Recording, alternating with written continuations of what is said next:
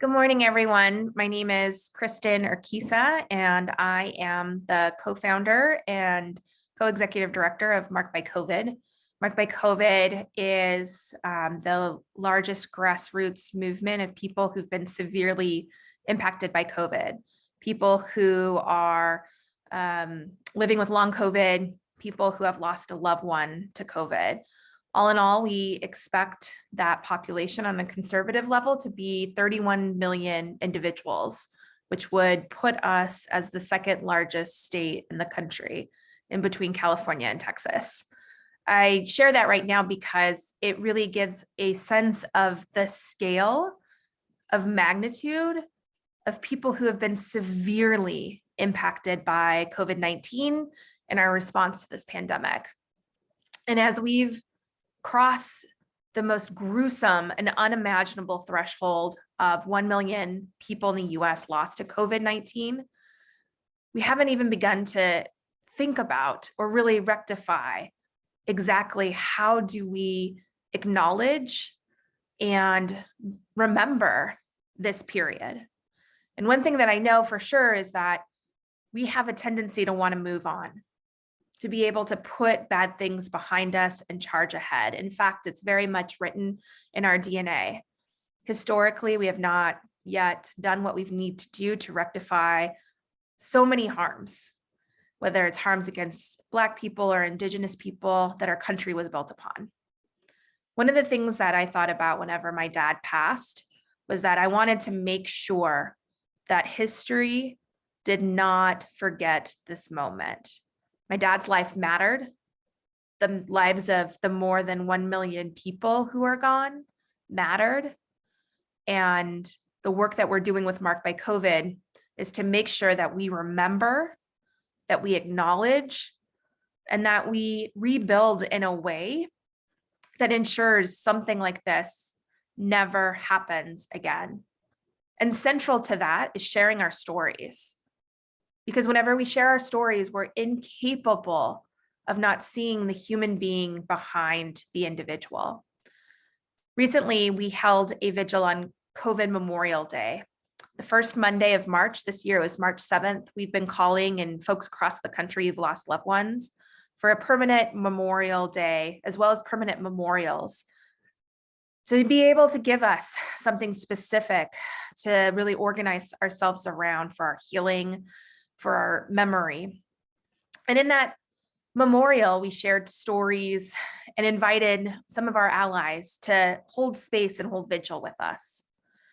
After that memorial, I was bombarded with feedback from people not who had lost loved ones per se, or even people living with long COVID, but with people who I thought understood what we were going through, folks who were physicians, people who I've been in contact with over the course of the last year, to working alongside them for things like a COVID commission, saying, oh my goodness, I had no idea the depths of pain that this community is going through. I thought I had known as a physician, but what I saw was only the tip of the iceberg. That really struck me. And that even though we have been raising our voices for the last 2 years to have the country and our leaders recognize our pain, the work still continues. And so the Mark the Million Vigil, which we're holding this evening at 5 o'clock Pacific, will be the first of its kind ad hoc open mic memorial, where folks have signed up to give small presentations anywhere between 2 and 5 minutes to share with us and one another and our allies just exactly what it is they're thinking about as we pass this grim milestone. And I suspect that what you will see is raw emotions of people who are in deep grief, people who feel as if the country's desire for normal is more important than the fact that they lost their partner, their parent, or their child. We share these losses to give ourselves permission to remember, to heal, and to act. so a tragedy like this never happens again. I'm delighted to have with me Kimberly Jones, who's a Marked by COVID activist in the DC area, and Lucy Esparza-Casarez, who's a Marked by COVID activist in the LA area, to join me today to share a bit about their stories and why this work is so important to them. Kimberly? Thanks, Kristin. Thanks for allowing me to share about my family's experience with COVID-19.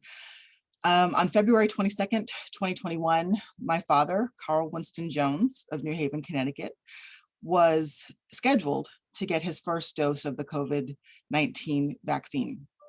Instead, on that day, he was actually admitted to Yale New Haven Hospital with COVID-19. About 2 weeks later, on March 8th, 2021, he passed away. That makes him one of the million Americans who have died because of this awful virus. And even in speaking about those who've died, we often don't even speak about those like my brother's mother-in-law. People have had COVID-19 who have survived, but now deal with the debilitating impacts of what we call long COVID, which has severely limited her ability to work and maintain what was previously a very active lifestyle. I believe that a large reason for the spread of the virus is not just misinformation and fear, but also a collective amnesia, because there really is no modern memory of pandemics of the past. According to the New York Times, save for a small plaque in Colorado and a memorial bench in Vermont, there are no memorials of the last deadly virus to decimate the United States, the Spanish flu of 1918. And unless people's parents or grandparents told them stories, as did mine, there's no recollection of the fear of the polio in the 1950s and 60s and the possibility of end up getting trapped into an iron lung. And even as a member of Generation X myself, I find it somewhat amusing that younger millennials and members of Generation Z don't know anything about having chickenpox parties, because we managed to virtually eradicate chickenpox through vaccination by the time they had reached grade school. And so I say all of this to urge everyone to fight for the establishment of a national COVID memorial, both a day of remembrance as well as a physical memorial. Every year, our nation stops to remember the horrors of 9/11, and rightfully so. We host parades and wave flags for Memorial Day in May. However, the loss of life from COVID-19 eclipses the number of folks killed on September 11th. And we are on track to rival the number of US casualties from all of our wars combined. So I simply make the request that don't let my dad, don't let Kristin's dad, don't let any of our loved ones just be a nameless, faceless number. They deserve to be more than a footnote to history. And I think that regardless of a political affiliation, we can all agree that we should honor the memories of those we've lost. Thanks. Thank you so much, Kimberly. We're now going to go to Lucy Esparza-Casarez in LA to share with us her story and her thoughts on this moment. Lucy?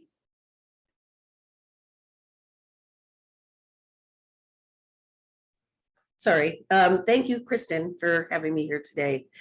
I lost 4 family members within my household to COVID-19. I worked at the voting polls for Super Tuesday in March of 2020. 5 days later, I started to feel like I got the flu, and little did I know that this was definitely COVID. We were not masking at the time. We were not distancing.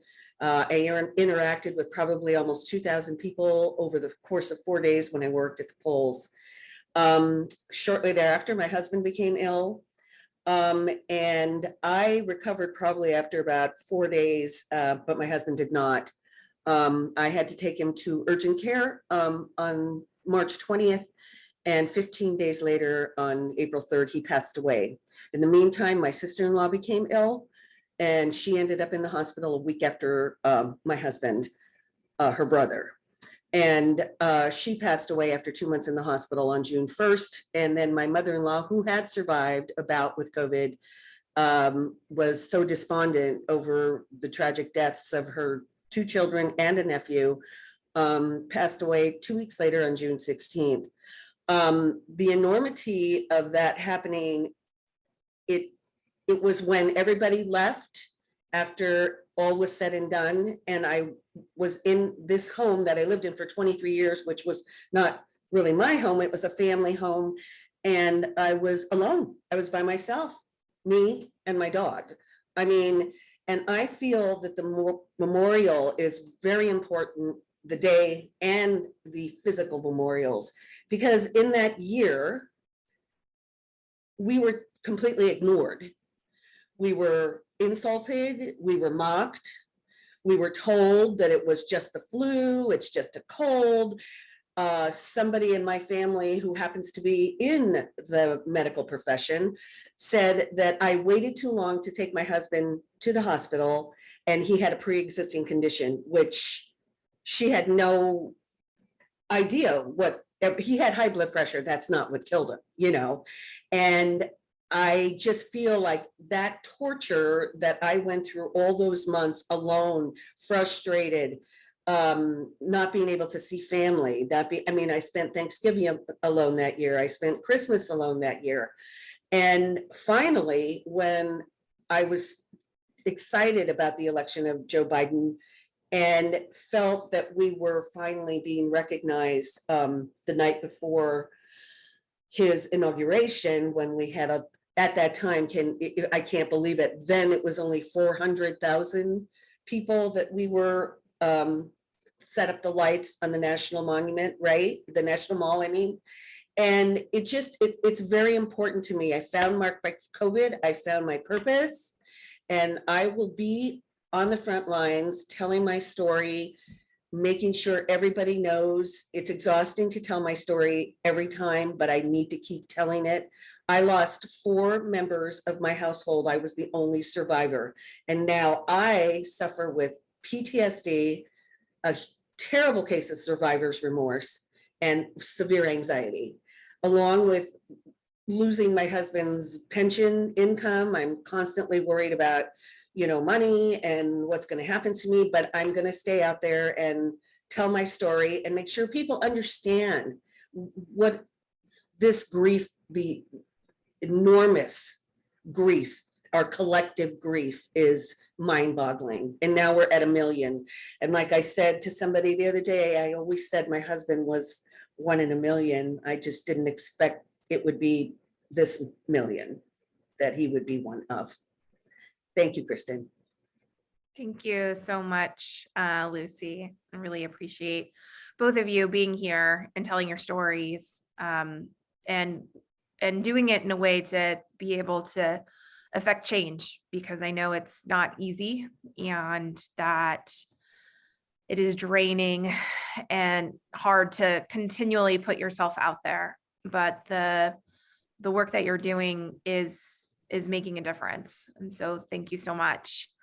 I know that there are folks in the audience and would be happy to have a question and answer time. If there are any questions, there is the option to ask a question through the Q&A button at the bottom of your Zoom screen. So if there are questions to be asked, feel free to ask them now. And as I'll give you all a couple of minutes to provide that, I will share some details for this evening. So the Mark the Million open mic memorial will start at 5:00 p.m. this evening. It is open to 5:00 p.m. Pacific this evening, Monday, May 16th. We ended up calling it for this particular day because it's the end of the 5-day observance that President Biden has issued for the lowering of flags at half-mast to mark the 1 million deaths that have been lost, and the 1 million people have been lost to COVID-19. Our community called for the need of this coming out of our March 7th COVID Memorial Day vigil, because people didn't want to be alone during this time. That's the interesting thing about grief and loss. One thing I've thought a lot about over the course of the last couple of years is that we have these traditions of mourning for a reason. We have funerals, we hold Shiva, we light candles. The list goes on in the way we bring our newly deceased ancestors back into our lives. And we do that because it helps us face the reality of what has happened, but it also gives us permission for that grief to be witnessed. And it's absolutely essential for grief to be witnessed. And whenever it comes to a crisis like the COVID-19 crisis, it's also essential that we collectively grieve, because our country has been through a lot and we are tired.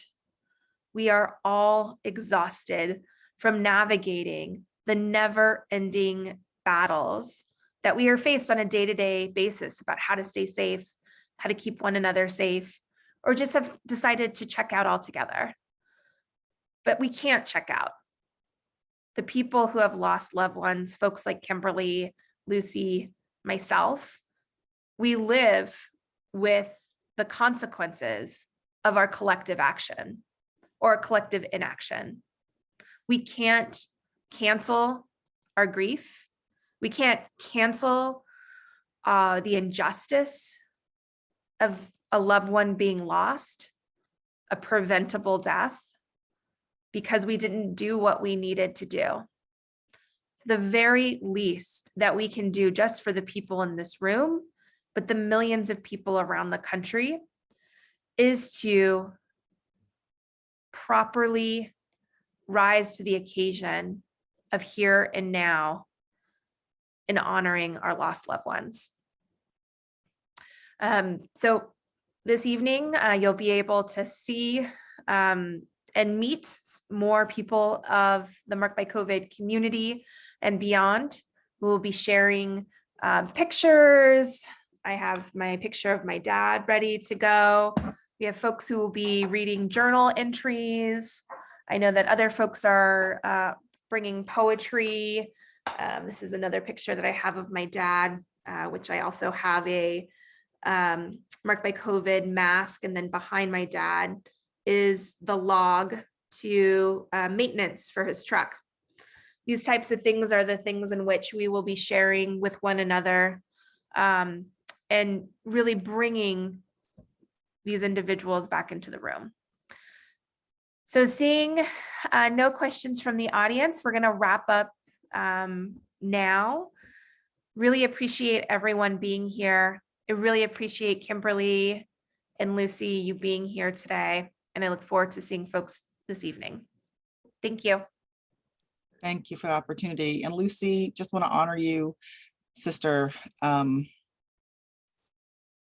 you.